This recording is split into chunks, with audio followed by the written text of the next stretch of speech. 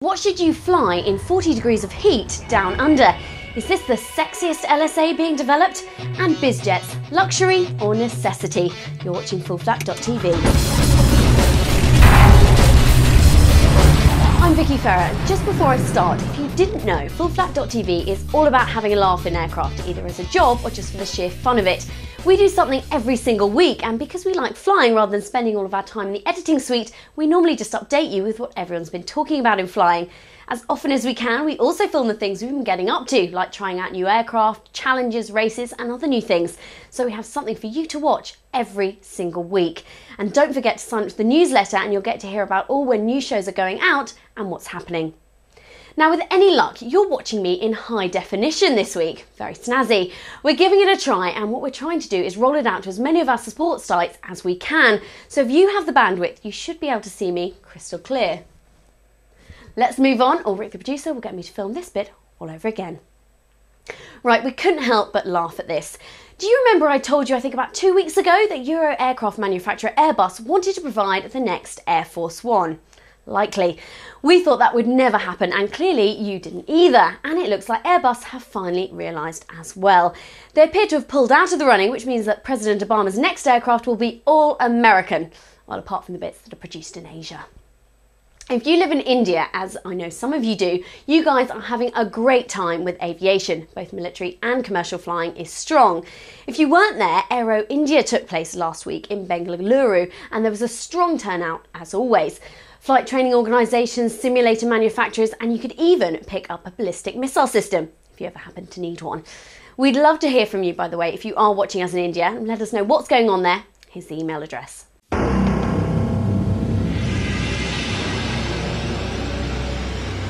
We've known about this aircraft for a while, but it occurred to us this week, have we reached a point when an aircraft is sexier than a supercar?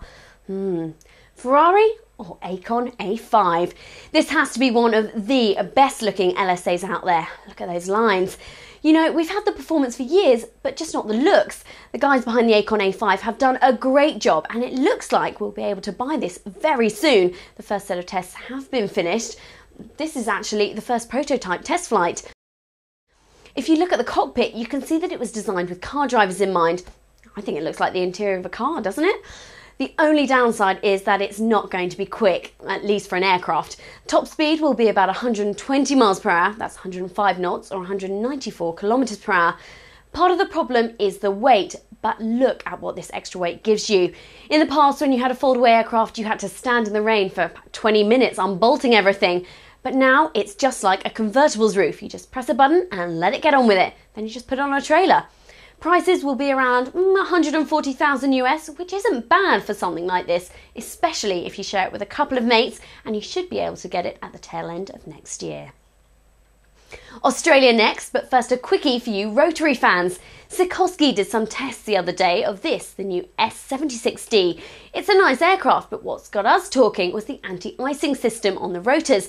It's taken long enough for anti-icing to get fixed wing aircraft, so this really is exciting because it massively increases the type of conditions you can go up in.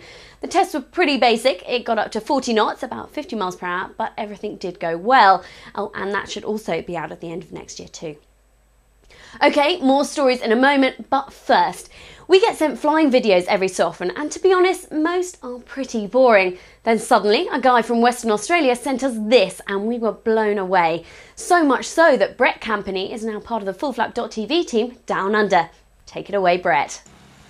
G'day, Rick. Well, I saw your review last year on the Czech Aircraft Works Sportcruiser, so I went down to the Bunbury Flying School, which is about 2 hours south of Perth in Western Australia, and I took their Sportcruiser for a fly. What a great little aircraft. It's an all-metal ultralight. You get this one and you can fly it under the Recreational Aviation Australia certification. I'm currently doing mine. I've just logged 11 hours and you'll have to congratulate me. I've just done my very first solo, so I'm a very happy man indeed. Lots more training to come though, but more on the aircraft. If you want something that's fun to fly and pretty much inexpensive as well, I think this is the aircraft for you. The fuel consumption, 11 litres per hour. Now that's not bad coming out of the 100 horsepower Rotax donk. Now we've had some hot temperatures down this way, between 35 and 40 degrees C. Look at that beautiful weather. It's been absolutely perfect, and this aircraft seems to handle that kind of heat very, very well. We set the RPMs about 4,600, gives us about 85 to 90 knots in the cruise, which gives us that great fuel economy, which is brilliant. It's also got lots of storage if you want to take it away for an overnighter. 18 kilos in each wing and 18 kilo behind the cockpit. The wife and I ducked down to the southwest near Margaret River for all the wine and cheese, and we can load it up and come back without any hassles.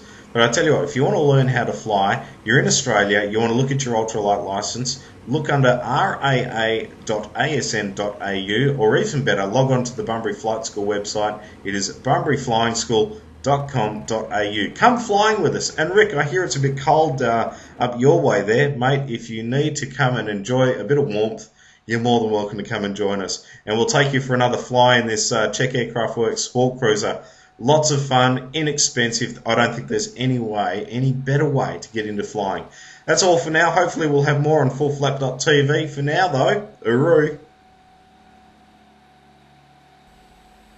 We're giving Brett a crash course in FullFlap.tv editing and producing, so if you have an aircraft for him to talk about in Western Australia, give us an email and we'll get him to come around and see you. Have you heard of the Detroit 3?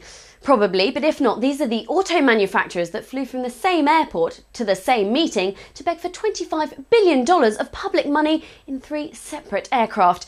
Pretty stupid, and not surprisingly, it annoyed a lot of people. Luckily, there are more intelligent people in the aviation business than in the car business, and people like Cessna are hitting back with a big awareness campaign. The fact is, bizjets and commercial travel makes sense. It was just the way that these people use them. We know how bad commercial airports and travel are now unless you're in the cockpit, so it's not surprising people are flying themselves. You get there refreshed in a quarter of the time, and despite what people with dreadlocks say, time is money. But it's funny that Beechcraft have also jumped on the bandwagon, pointing out their King A350 could have happily transported the Detroit 3 at 300 knots with much less fuel. We'll keep an eye on those campaigns for you. I just wanted to mention Leicester Aero Club again. I didn't have any airfield pictures for you last week, so here is one. The guys at Leicester have embedded FullFlap.tv on their website, and we couldn't be happier than being associated with them.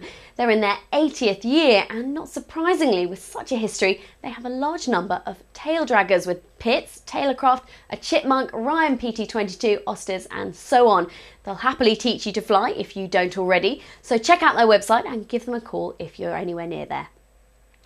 Just finally, do you play flight sims? Well, what's going on with Microsoft? The firm have laid off most of the development team, and people are wondering what's going to happen next. It might be worth mentioning X-Plane, which a lot of people say handles more like a real aircraft. Cirrus like it, and if you too want to check it out, the demo, it's here.